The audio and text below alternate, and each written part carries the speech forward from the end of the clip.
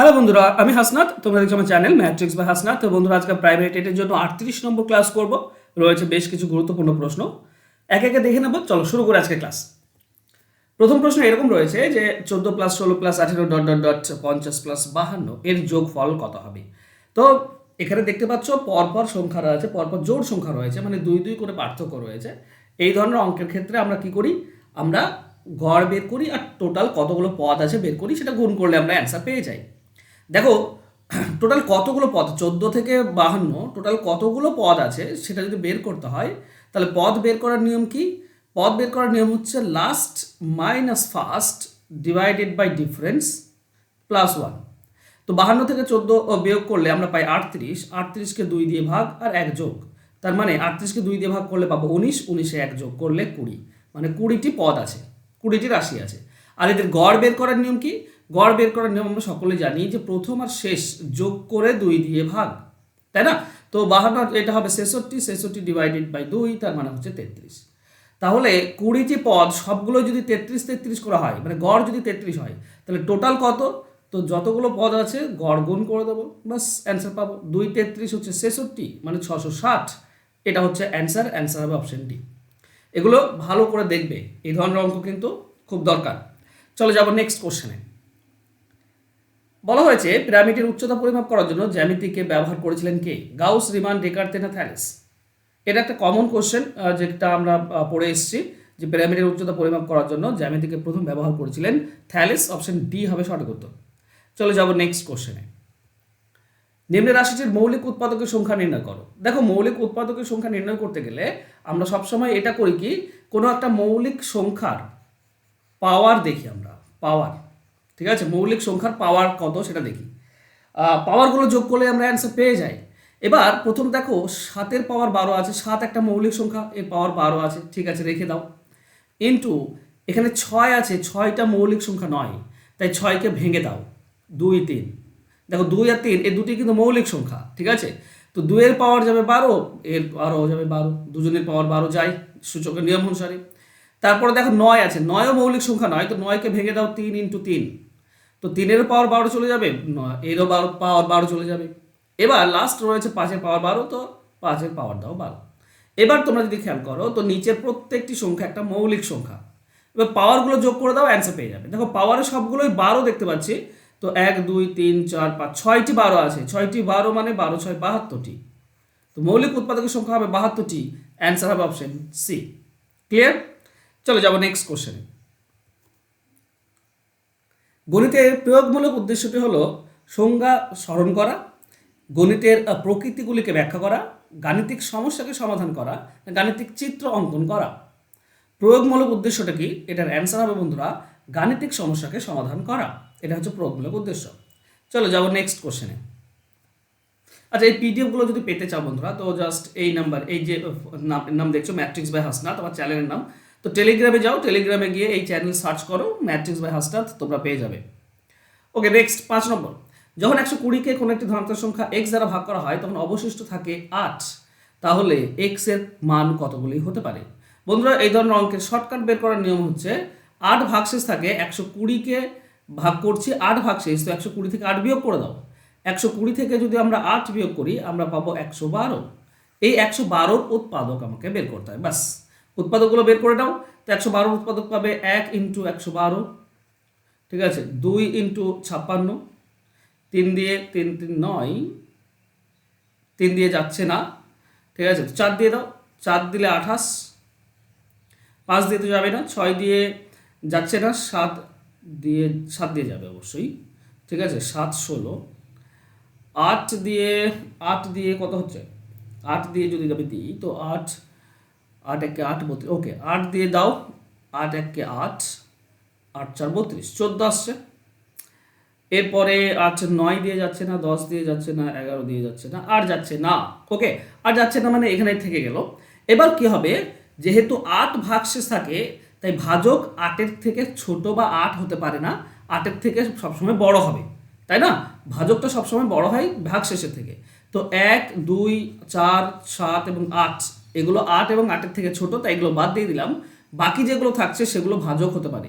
112, 156, 28, এটা মানে টোটাল 5টি হতে পারে, অপশন এ হবে সঠিক উত্তর। দেখো আমি জানি এই অঙ্কটির মাথা মুন্ডু তোমরা কিছু বুঝলে কি বুঝলে না জানি না, চলো আমি তোমাকে সিম্পলভাবে একটা জিনিস বোঝাই, অঙ্কটিকে ভালো করে বোঝার চেষ্টা করো। ধরে নাও কোনো একটি সংখ্যা কেন, আমি ধরে নাও 33কে, বলো তো 33কে কত দিয়ে ভাগ করলে 3 ভাগশেষ থাকবে? তো তোমার প্রথম যে রিয়াকশন হবে 33কে 30 দিয়ে ভাগ করলে 3 ভাগশেষ থাকবে, তাই না? আমি যদি 33কে 30 দিয়ে ভাগ করি, 30 দিয়ে, তো 33 একে 30, 3 ভাগশেষ। কিন্তু শুধু কি 30ই একমাত্র অ্যান্সার? না, এই যে 30 দিয়ে ভাগ করছি মানে 30কে যে সংখ্যা দিয়ে ভাগ করা যায়। 33 মানে কি? 33 মানে হচ্ছে 30 আর 3 ভাগশেষ। তাহলে এই 30কে যে সংখ্যা দিয়ে ভাগ করা যায় সেই সব সংখ্যা দিয়ে 33কে ভাগ করো, দেখো 3 ভাগশেষ থাকবে। এবার 30কে কয় দিয়ে ভাগ করা যায়? 30 দিয়ে ভাগ করা যায় 1 দিয়ে, তারপর 2 দিয়ে, তারপরে তোমার 5 দিয়ে, 3 দিয়ে, 30কে যায়, তারপরে তোমার 5কে যায় 30 দিয়ে, 6 যায়, তারপর 10 যায়, 15 যায় এবং 30 যায়। এতগুলো সংখ্যা আছে যেগুলো 30কে ভাগ করা যায়। তার মানে এতগুলো সংখ্যা দিয়ে 33কে ভাগ করলে 3 ভাগশেষ থাকবে। কিন্তু মনে রেখো যেহেতু 3 ভাগশেষ তাই ভাজক 1, 2, 3 হতে পারে না। বাকি যে সংখ্যাগুলো আছে সেগুলো দিয়ে ভাগ করো, দেখো 3 অবশ্যই 3 ভাগশেষ থাকবে। 3 ভাগশেষ থাকবে, করে দেখে নাও। দেখো 30 দিয়ে ভাগ করলে তো 3 ভাগশেষ থাকবে 33কে। যদি 5 দিয়ে করো তো 5, 6, 30 আর 3 ভাগশেষ। যদি 6 দিয়ে করো 6, 5, 30 আর 3 ভাগশেষ। যদি 10 দিয়ে করো ভাগ তাহলে কি হবে? 10, 3, 30 আর 3 ভাগশেষ থাকবে, তাই না? এখানে আমি এটাই বোঝাতে চাইছি যে 33 মানে হচ্ছে 30 আর 3।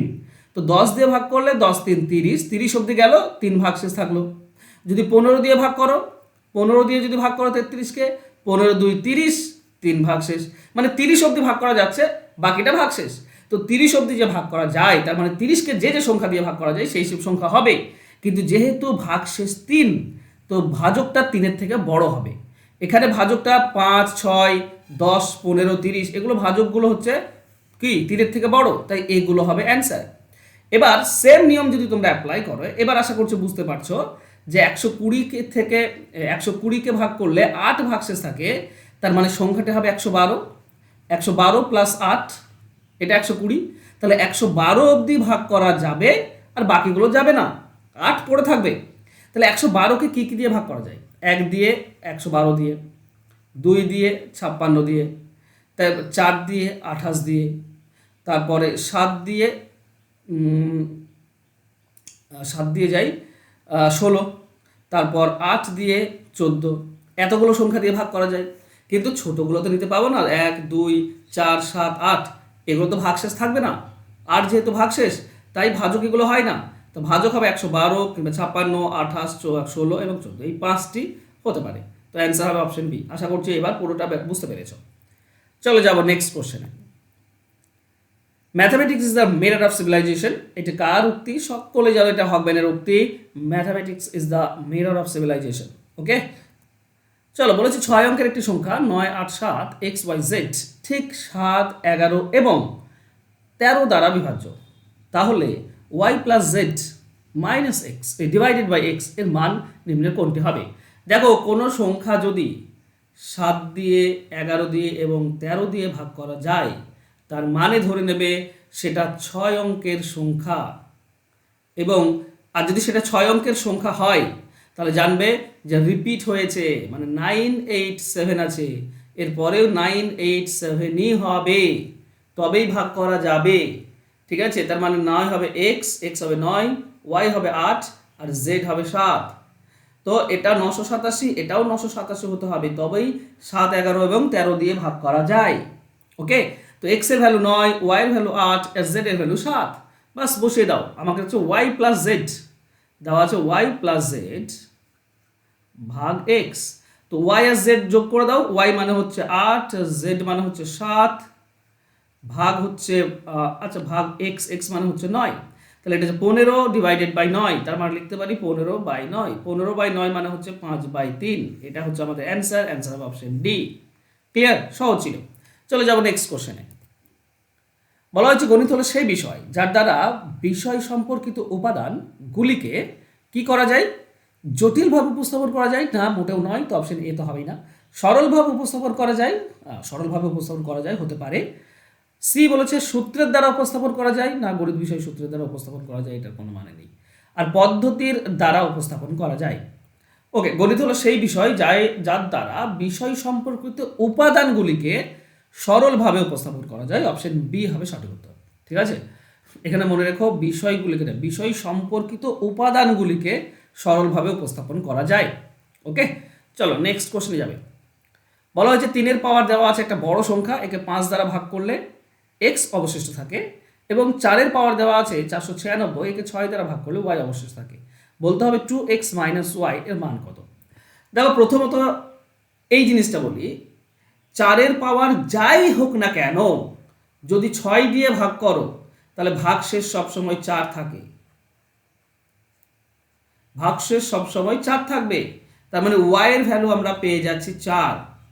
মনে রেখো, এটা মনে রাখার বিষয় যে 4-এর পাওয়ার যাই থাক না কেন যদি 6 দিয়ে ভাগ করা হয় কোনো একটা সংখ্যাকে, 4-এর পাওয়ার কিছু আছে, 6 দিয়ে ভাগ করলে ভাগশেষ অবশ্যই 4 পাবে। আচ্ছা এখানে কি পাবে? এটা তো 3-এর পাওয়ার দেওয়া আছে, 3-এর পাওয়ার দেওয়া থাকলে বন্ধুরা যদি 5 দ্বারা ভাগ করো তাহলে এককের অঙ্ক দেখতে হয়। এককের অঙ্ক 5 যদি থাকে তাহলে 0, 5-এর থেকে কম হলে তাই, আর 5-এর থেকে বেশি হলে যত বেশি সেটা। আচ্ছা তোমরা প্র্যাকটিক্যালি করি তাহলে বুঝতে পারবে। দেখো এখানে 3 আছে, তো 3-এর পাওয়ার 3 দাও। আমরা সবসময় জানি এককের অঙ্ক বের করার নিয়ম হচ্ছে শেষ দুটিকে 4 দ্বারা ভাগ। 84-কে 4 দ্বারা ভাগ করলে ভাগশেষ থাকে না, না থাকলে মানে 0 ভাগশেষ হয়, 0 ভাগশেষ হলে পাওয়ারে 4 যায়। পাওয়ারে 4 মানে হচ্ছে 81। বলো তো 81-কে 5 দিয়ে ভাগ করলে কত ভাগশেষ থাকবে? 1। এখানে 81-কে 5 দিয়ে ভাগ করলে 1 ভাগশেষ। ঠিক আছে, তার মানে x এর ভ্যালু হচ্ছে 1। আমাকে বলেছে 2x - y, তার মানে 2 × 1 - y, y মানে হচ্ছে 4, তার মানে এখানে 2 - 4, তার মানে হচ্ছে -2। এটা হচ্ছে আমাদের অ্যান্সার অপশন সি। ক্লিয়ার? মনে রাখবো সবাইগুলো, এগুলো মনে রাখবে, না হলে কিন্তু খুব মুশকিল। নেক্সট কোশ্চেন বলেছে গুরুত্ব নির্ধারণ বা ভ্যালুইং কোন ক্ষেত্রের সঙ্গে সম্পর্কিত? জ্ঞানমূলক, অনুভূতিমূলক, বিশ্লেষণমূলক না মনস্সঞ্চালকমূলক? ঠিক আছে, ভ্যালুইং কোন ক্ষেত্রের সঙ্গে সম্পর্কিত? তো এর সঠিক উত্তর হবে বন্ধুরা অনুভূতিমূলক। অপশন বি হবে সঠিক উত্তর। বন্ধুরা তোমরা যদি কনসেপচুয়াল কোশ্চেন দেখো, অঙ্ক যদি না করো তো অঙ্ক না করলে প্রাইমারি টেট পাস করা মুশকিল হয়ে যাবে। চাকরি পাওয়া তো দূরের কথা, পাস করা মুশকিল হয়ে যাবে। তো পাস করলেও তো হবে না, আমাকে চাকরি পেতে হবে, মানে খুব ভালোভাবে পাস করতে হবে। তার মানে অঙ্ককে আমাকে আয়ত্তে আনতেই হবে। তো অঙ্ক যদি আয়ত্তে আনতে চাও, সাধারণ যে কনসেপচুয়াল কোশ্চেনগুলো সেগুলো যদি শিখতে চাও, চ্যাপ্টার অনুযায়ী যদি সাজেশন পেতে চাও, নতুন প্যাটার্নের যদি অঙ্ক শিখতে চাও, তো তাড়াতাড়ি কোর্সে ভর্তি হয়ে যাও। এটা জুলাই মাসেই, মানে এই মাসেই শুরু হয়েছে। তুমি লাইভ ক্লাস করতে পারবে, রেকর্ডেড ক্লাস, পিডিএফ ফাইল, এই সমস্ত কিছু পেয়ে যাবে, এবং কন্টেন্ট প্লাস পেডাগোগি দুটিই তুমি পেয়ে যাবে। যদি সেগুলো করতে চাও, পেতে চাও, অঙ্কে কনসেপচুয়াল সমস্ত কোশ্চেন যদি তুমি নিজেই অ্যান্সার বের করতে চাও, তো তাড়াতাড়ি ভর্তি হয়ে যাও। ফোন নাম্বার নিচে দেওয়া আছে। পরীক্ষা অবধি কিন্তু ক্লাস চলবে, ঠিক আছে? তো ডিসেম্বর মাস অবধি ক্লাস চলবে। তো ক্লাস যদি তুমি নিজের আয়ত্তে আনতে চাও অঙ্ককে, তো অবশ্যই শিখতে হবে। নিজে আয়ত্তে আনা সম্ভব নয়, ঠিক আছে? তো শিখতে হবে, কারোর একটু সাহায্য প্রয়োজন। তো সেই সাহায্যটুকু আমি করতে রাজি আছি, তোমরা যদি সেটা পেতে চাও, ঠিক আছে? চলো, ফোন নাম্বার দেওয়া আছে, তাতে যোগাযোগ করে ভর্তি হয়ে যাও, যাতে করে তুমি এগিয়ে থাকতে পারো। আজকে ক্লাস নিশ্চয়ই ভালো লেগেছে। যদি ভালো লাগে তো অবশ্যই লাইক করবে, একটু কমেন্ট করে দেবে, আর যারা সাবস্ক্রাইব করেন চ্যানেলটিকে প্লিজ একটু সাবস্ক্রাইব করে নাও। Thank you, by.